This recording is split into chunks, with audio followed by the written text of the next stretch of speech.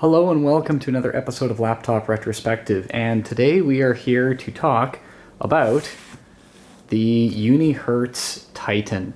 So this was a Kickstarter project at the tail end of 2019 for a QWERTY smartphone. Now, if you want a QWERTY physical keyboard on a smartphone, your options are actually not that diverse. There is this, there was another project on Indiegogo for a kind of like the old slide out style approach, and that actually seems to be doing pretty well. And of course you could always pick up an older BlackBerry Key 1 or Key 2. All of those phones are very good, and all of them have a respectable price tag for the product that they offer.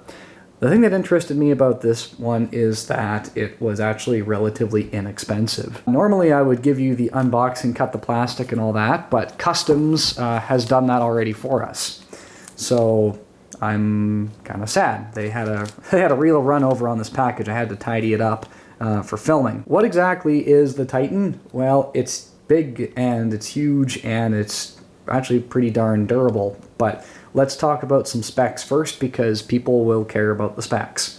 It is an octa-core 2 GHz CPU. It is a MediaTek Helio P60, so pretty mid-tier. It's not going to be, your top-of-the-line Qualcomm.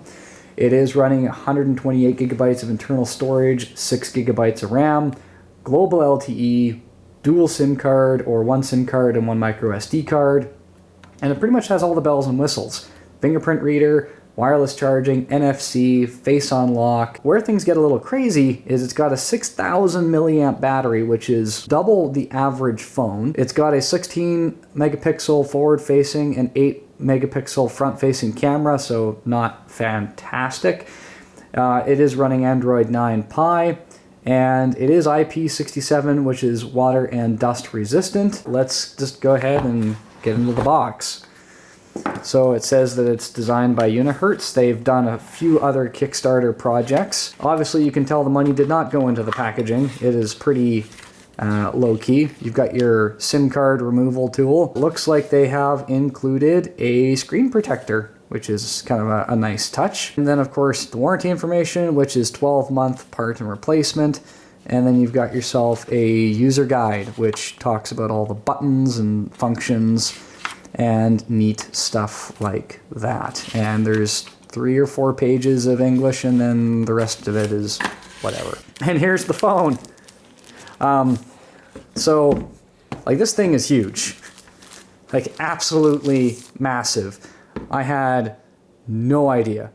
In fact, I'm still kind of taken aback at how big this thing is. Like, I don't have big hands, I don't have small hands either, though. It is the size of my hand.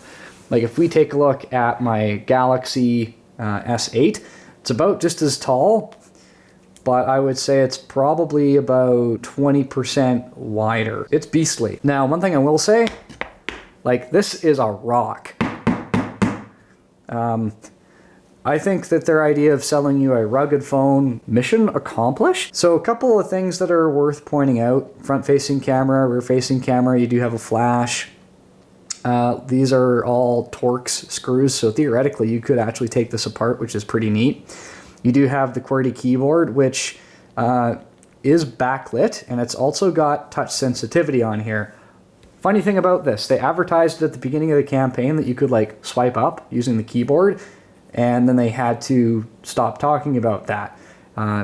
Probably because they wanted to avoid patent issues. You can still like swipe up on the keyboard, but they have to turn it off by default. You've got a programmable button here. This is where your SIM card tray is, or your SD card. And then you've got your volume rocker and then your power button. So if I press and hold the power button here, there we go. Unihertz, powered by Android. Now this display, we should probably talk about it, is a not quite perfect square. And again, I think that has to do with potential patent issues on perfectly square displays. It is 1430 by 1438, but it is Gorilla Glass. So it says English United States. I want to see if they have English Canada in here. And no, they don't. So I guess it's going to be English United States. And start. And I'm not going to insert my card right this second. And let's connect it to my Wi-Fi. I have no idea if I'll actually end up using this as a daily driver, but I thought it was a pretty neat idea. I'm definitely going to mess around with it, use it for a couple of days, and see what kind of reactions I get from people carrying this blast from the past around. Okay, we are going to set up a fingerprint and a pattern. All right, and for this, like a thumb is kind of the obvious choice.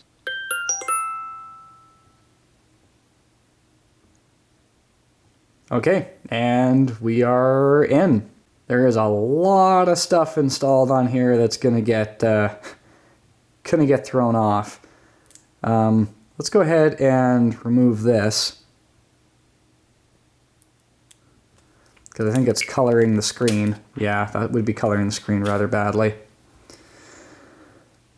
Yeah, so you've got your back button, you've got your home button. This is so weird. Just getting used to the button combination. Like you got your shift key. Now, languages and keyboard, the Kika keyboard is what is default, but there is other keyboard input methods that are preferred by many, including the BlackBerry keyboard method, and I'll show you a separate video of me installing and using that at a later date.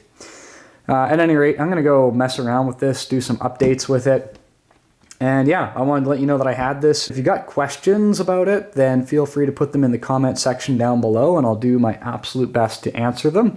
And I'll leave you the big four here. Please like the video, share, subscribe, hit that notification bell so when I give you updates on how this thing is doing and whether I actually bring myself to use this, it's almost like a phablet, you know, a form of a tablet. I'll see you next time.